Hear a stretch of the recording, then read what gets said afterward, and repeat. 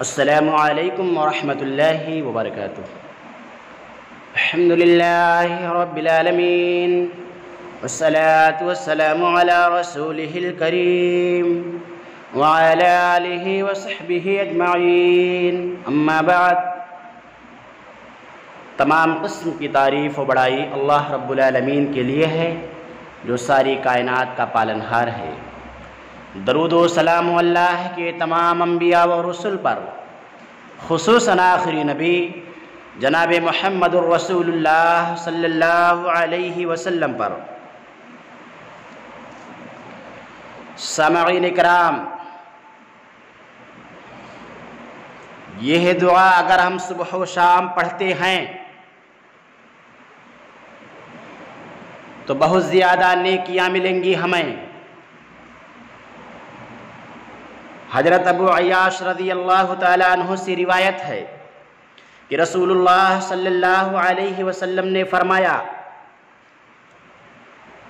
جو شخص صبح کے وقت یہ کہہ لے لا الہ الا اللہ وحدہ لا شریک لہ لہ الملک ولہ الحمد وہو علی کل شیء قدیر، اکیلے اللہ کے سوا کوئی معبود نہیں، اس کا کوئی شریک نہیں، بادشاہی اسی کی ہے اور تعریف اسی کی ہے، اور وہ ہر چیز پر خوب قادر ہے۔ تو اسے حضرت اسماعیل علیہ السلام کی اولاد میں سے ایک غلام آزاد کرنے کا ثواب ملے گا، اس کے 10 گناہ معاف کیے جائیں گے، اور اس کے 10 درجات بلند کیے جائیں گے، اور وہ شام تک شیطان سے محفوظ رہے گا۔ اگر شام کو کہے تو یہی ثواب ہوگا، اور صبح تک شیطان سے محفوظ رہے گا۔ یہ حدیث سنن ابن ماجہ کتاب الدعا حدیث نمبر 3867 اور سنن ابو داؤد کتاب الادب حدیث نمبر 5077۔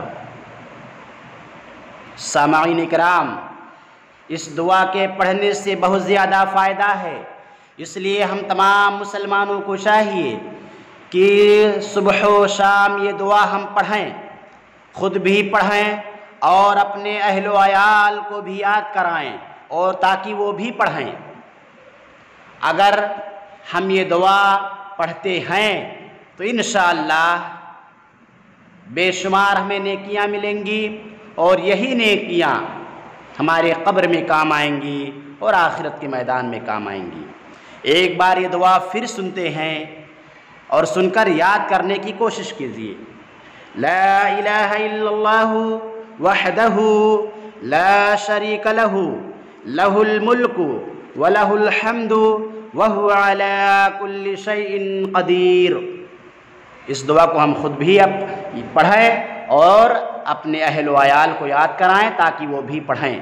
اللہ ہم تمام مسلمانوں کو کثرت سے اپنا ذکر کرنے کی توفیق عطا فرما، اور جب تک ہمیں اس دار فانی کے اندر زندہ رکھ، ایمان پہ زندہ رکھنا، اور جب اٹھانا تو اے اللہ ہم تمام مسلمانوں کے زبانوں پر کلمہ توحید لا الہ الا اللہ جاری رکھنا، آمین۔ وآخر دعوانا ان الحمد للہ رب العالمین۔